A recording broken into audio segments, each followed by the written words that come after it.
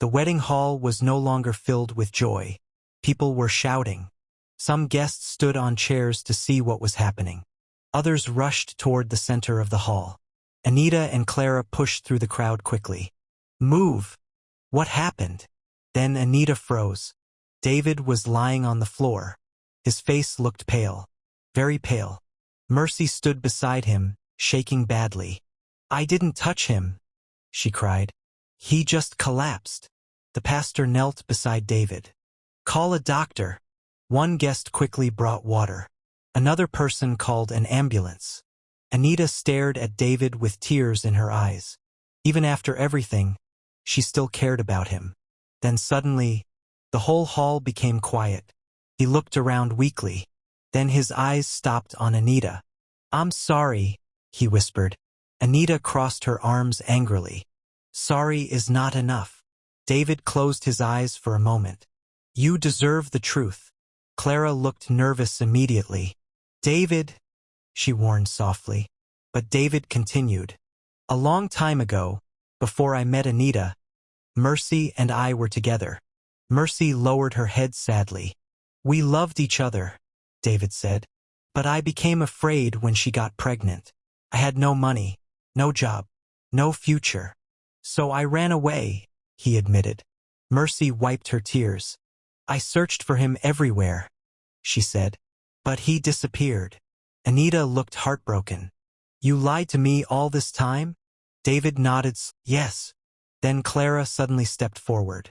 And that's not all. Everybody turned toward her. Clara's hands trembled. I knew about Mercy. The hall exploded again. You what? Anita shouted. Clara began crying. She came to me months ago. She begged me to tell you the truth. Anita stepped backward in shock. You were my best friend. I was afraid, Clara cried. I didn't want to destroy your happiness. Anita shook her head slowly. So both of you kept this from me? Nobody answered. The silence hurt more than words. Then something unexpected happened. Little footsteps echoed through the hall. A small girl walked in holding an older woman's hand. She looked about 4 years old. The little girl pointed at David. Daddy! The hall became silent again. Mercy bent down quickly. Sweetheart, come here. But the little girl ran to David and hugged him tightly. David burst into tears immediately. At that moment, everybody understood the truth. This was really his child. Anita covered her mouth as tears rolled down her cheeks. She looked at the little girl carefully. The child smiled innocently. And somehow, that hurt Anita even more. The ambulance finally arrived outside. But before the nurses entered, Anita lifted her wedding gown slowly and walked toward David. The entire hall watched quietly. David looked up at her with regret. Can you ever forgive me? He asked. Anita stood silently for a few seconds. Then she removed her engagement ring. She placed it gently in his hand.